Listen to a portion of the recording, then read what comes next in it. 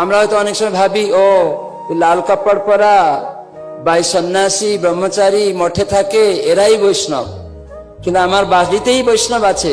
আমার স্ত্রী দীক্ষা নিয়েছে, আমি তাকে হয়তো গালি দিচ্ছি, প্রহার করছি। গুরু মহারাজ বলেন, দীক্ষার সময় আগে দেখতাম, আমরা যখন বসে থাকতাম, তোমার স্ত্রীকে তুমি গালাগালি করো নাকি, কখনো প্রহার করেছ? তখন একটা ভক্ত বলছে, হ্যাঁ গুরু মহারাজ, আমি কিছুদিন আগে একটু প্রহার করছিলাম। যাও, দীক্ষা হবে না, তুমি বৈষ্ণব অপরাধ করছো, এরকম করে বের করে দিয়েছেন, দীক্ষা হবে না। স্ত্রীকে প্রহার করছো, বৈষ্ণবী ভক্ত, তাকে গালাগালি করছো। স্ত্রীকে জিজ্ঞাসা, তুমি স্বামীকে কিছু প্রহার করেছো নাকি, স্বামীকে গালাগালি করো নাকি?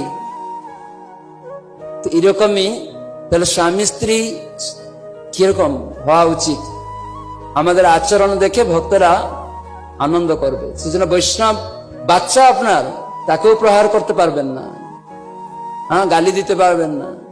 সেও তো প্রসাদ খায়, ভক্ত। আর আপনার পাশে বাড়ি কোনো একটা গরিব ভক্ত, সে তো আপনার বাড়িতে এসছে, বা মূর্খ বলে তাকে গালি দিলেন, অনেক সময় এরকম করবেন না। গৃহস্থ হলেও সেও বৈষ্ণব। তো সেজন্য তাদেরকে অসম্মান করা, গালাগালি করা, প্রহার করা অনেক সময় দেখা যায়। তো সেটা থেকে সাবধান